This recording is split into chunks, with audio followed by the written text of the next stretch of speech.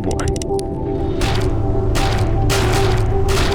That is so cool.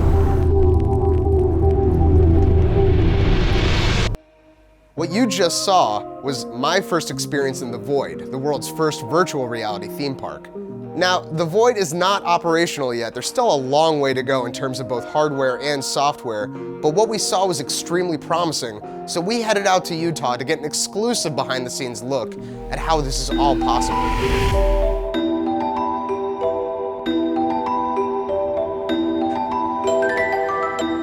I'm home.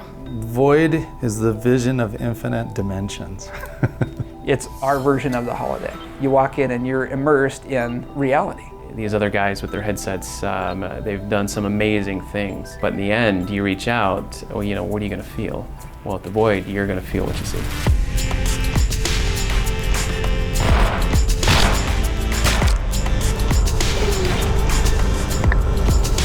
I met Ken and Curtis and they were creating another project. I presented a couple ideas to Ken and Curtis, and one of them was this idea of mapping a virtual world on top of a physical world. Both we immediately were like, yes. It's a huge project, but each virtual entertainment center is very manageable. So it's a scalable model.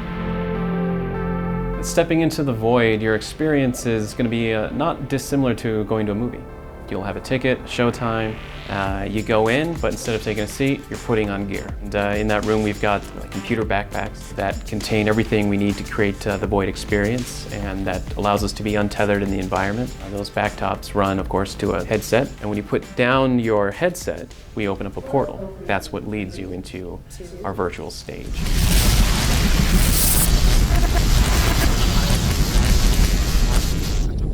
All right, stepping through the portal.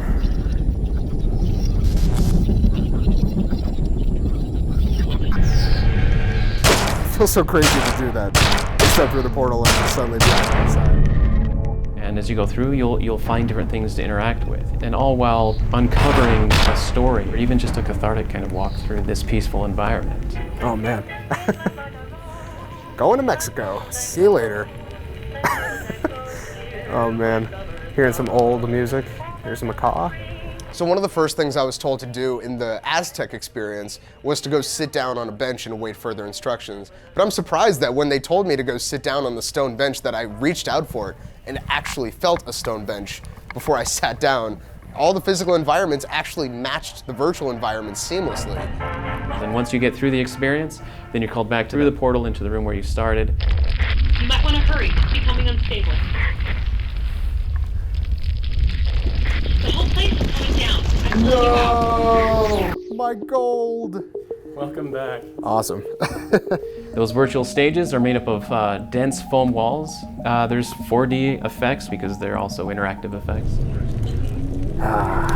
We've got heat and wind and rain, and we can add any number of effects based on the experience. Yeah, this is the fire. It's just a simple kind of a heat source that you can feel as you get close to it. Right. But it does a lot. You know, just these simple little arguments that we can make are there to convince people that what they see is real. And that's really important to what we do.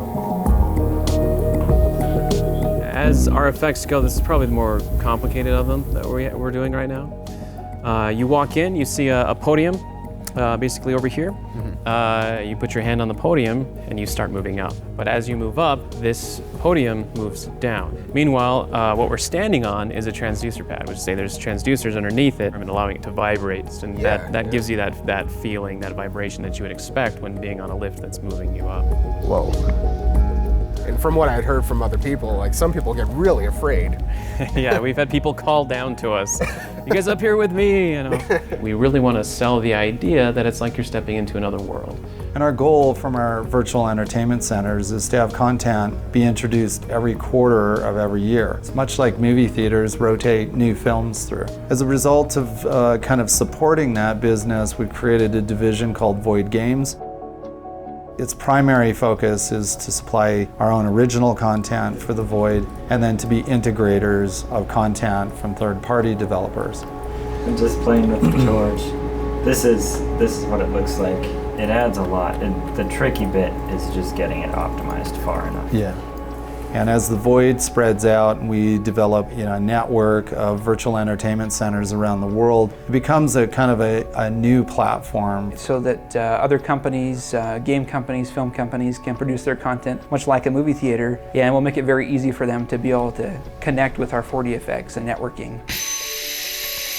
And by the way, the first center is still going to be classified as a beta center. And that's just because we need to take it in steps to make sure that the experience is done right. But then quickly after that center opens and we refine the experiences and we feel that it's fully commercially ready, then we start building and implementing multiple centers all around the world. And now from here on out, it's like making it the best every year and every year and every year, and I'll probably do this till I die, When I look at this group and I see what they're able to accomplish in just a small town in Utah, I feel so confident that if they move to a bigger market, people around the world are soon going to be experiencing the void, and this could be the future of entertainment as we know it. Not just movies, not just games, but entertainment in the same way that Disney sees entertainment. If you love virtual reality, you're going to love the void. If you've never experienced virtual reality, you're going to get blown away by the void.